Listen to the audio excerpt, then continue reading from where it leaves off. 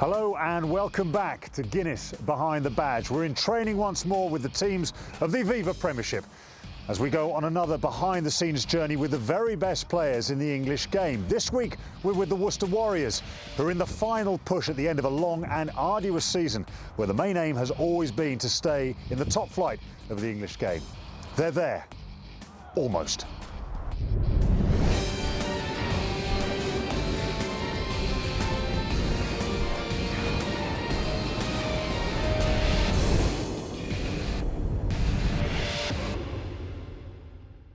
So we're back into the thick of things with the Aviva Premiership, and this is where life gets very interesting indeed. Their playoff places up for grabs and the battle against relegation intensifies. Last weekend's matches epitomised just how turbulent these last few games are going to be. Newcastle Falcons would have felt they'd made a huge leap forward against relegation with their win over Sale Sharks on the Friday night, only to see their closest rivals London Wasps close the gap again with their victory over Gloucester. At the top of the table, Exeter Chiefs continue their remarkable season, and their win over London Irish gave them, for a few hours, fourth spot in the Premiership before Northampton Saints snatched it back away from them with their victory over Bath. But for me, the team performance and individual performance came at Wembley with Harlequins and their brilliant young centre, George Lowe, in their victory over Saracens. Harlequins could easily have crumbled in front of 83,000 spectators when in the last few minutes of the game they were down to 13 men. But their defensive line held strong, none more so than George Lowe, who put in a huge performance, and his defensive performance was outstanding. And of course, he crossed for a try of his own. So Harlequins stay at top. Newcastle are at the bottom. Leicester and Saracens are equal in second and third place, with Northampton in fourth. I'm sure that some of those places are going to change over the next few weeks. Stuart Pickering, strength and conditioning coach here at Worcester Warriors. You've got 3 big Premiership games coming up. How do you keep the guys fit and strong? And trying to keep the guys mentally fresh is probably just as important as keeping them physically in the right spot. So as you saw this morning, we took the guys out this morning to do some conditioning games, a few things a bit different, keep it competitive. Obviously with these guys that's massively important. Certainly from a recovery aspect, from the hormonal profiles we get from those sessions, that's absolutely massive. So I'd say variety, rest, and those two things coupled with the work the coaches do, keep the guys in that sort of shape. What on earth is a hormonal profile? So essentially what we're trying to do is keep the guys as anabolic as possible. And so your growth hormone, testosterone in particular, we're trying to keep those levels as high as we possibly can, particularly at the start of the week when the guys are still carrying a lot of soreness from a weekend. So when you say to get that spike in testosterone, that is just big, heavy, just macho stuff? These first few days post-game are quite important for that. And as I said, we try and challenge the guys with a lot of variety and competition. Now I look around the gym, and this is one of those moments when I think, if only I'd had this available to me and the knowledge available when I played, it probably wouldn't have made a huge difference. It may have made a small difference. There are some things that confuse me. Okay, now this confuses me, right? Okay, now this looks as though it's come off the Titanic. How on earth do you use this in training? So these attach to the end of the bar. They just slide shut on the end of the bar. And what we're trying to do here with any really lift with the barbells and the racks is change the acceleration rate of the bar. So normally if you imagine you're bench pressing, when there's just the weight on the bar, you work much harder from the bottom to halfway than you do from halfway to the top. So what this basically does is, as the bar comes off the floor, more chain comes off the floor, so the bar gets heavier, and so you're working under a more constant load through a full range of movement. Right. Sounds painful. That's fascinating. Thanks for talking to us. Pleasure. Really enjoyed it. Thank you. Andy Good, James Percival, Ed Shirlington. Can you relax, or are you still a little bit worried about what might happen this season? I don't think we're worried at all, no. I think we can't relax because Hilly's the coach and he's not a relaxable guy, really. But no, we were unbeaten in 2012 at 6 ways here, so our aim we've got 2 home games coming up against Exeter and then London Irish. We want to get 2 wins from those games to push ourselves up, finish the season strongly, to have some momentum going into next season as well. I mean, this has potential to be a big club. You've just got to make sure you hang around long enough to build towards that. Yeah, definitely. I was lucky enough to be here in the academy 6 years ago, and I've sort of being here as a young kid, gone away and come back again and seeing the progress the club's made, and it's massive. And like Goody said as well, that the club's going forward, and the likes of Hilly, we can't sit back and relax. As a sort of guy who goes and climbs mountains in Russia on his time off. So when we've got a crazy coach like that pushing us, then there's no relaxing even for you, Goody, is there? Definitely not for me. We're in a good position at the moment. We just want to push on and be the best ever Worcester side that's been. So you want to go out and win every game. That's what we want to do and finish off the season with. How do you make the new boys feel welcome? Because it can sometimes be a bit daunting being the new boy, stepping into an established squad.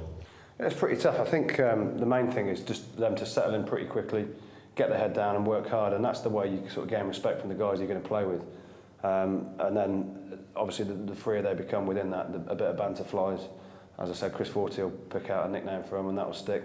But do you set yourselves little challenges and tests throughout the season just to that players have to reach, little games within games? I think one of the biggest tests at this club, especially for Goody, is body fat. That's something you're still striving for. I think I've got less than you, perhaps. Well, I think you rubbed a number off the board. But no, we have goals all the time. We set each other goals. The back's always on the forwards to improve, and vice versa, like the good old days, I guess. Talking about massive achievements. Who wants to go first? Goody. Forwards first.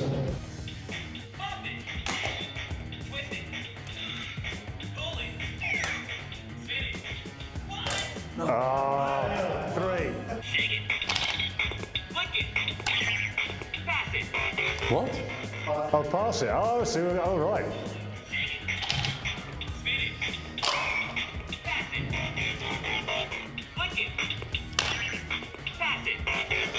Oh, it's not coming this way. I can't hear it. This guy impressive. I'm impressed with that. Eddie, it hasn't made its way down to you. Go on, have another go. Another one, really. Here we go. And that's probably the reason why. Holiday destinations, where do you want to go? Where would be your dream destination? I'd like to go, if I could go anywhere, I'd like to travel through Russia, that sort of thing. And With Hilly? With Hilly, yeah. No.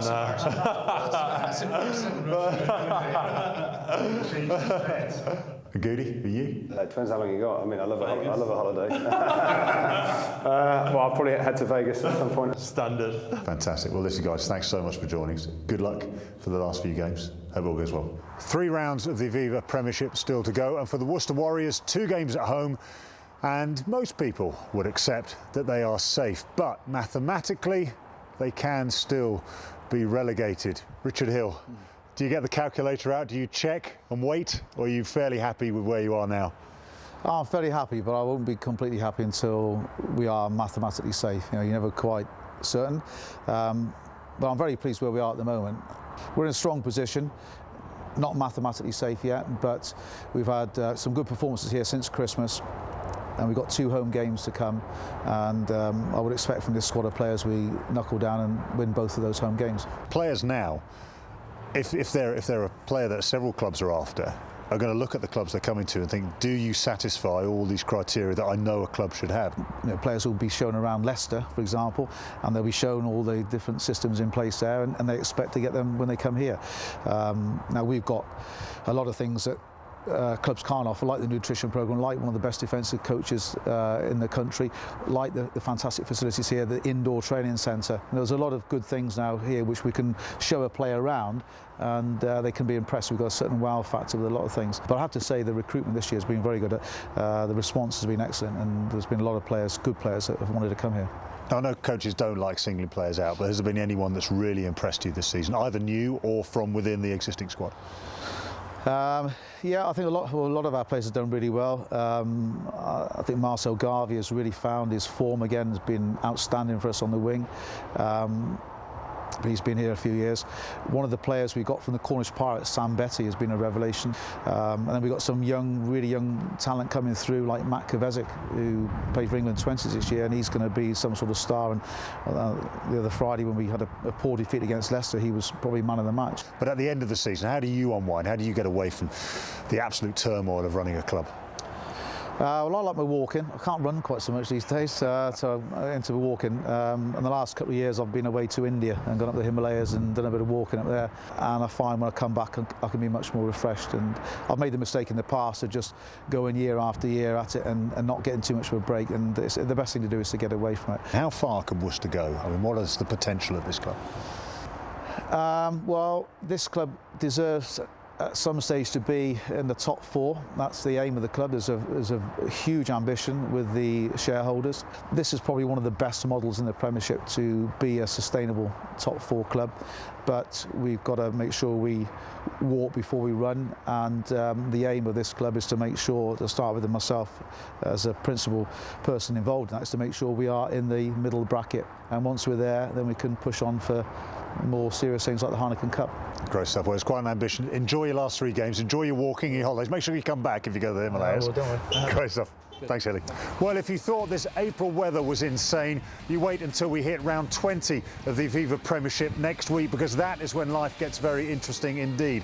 Those who are in the top 4 at the moment want to stay there to guarantee that they end up in the Premiership playoffs. Those in the top 6, they want to stay there because you end up with guaranteed Heineken Cup rugby. The position everyone wants to avoid, though, is 12. End up there, and it's relegation. Now, next week we're at Exeter Chiefs, and they have been the form side of the season so far. Their progress has been remarkable. Join us there as we bring you exclusive access to the players, the coaches and the staff right here on Guinness Behind the Badge.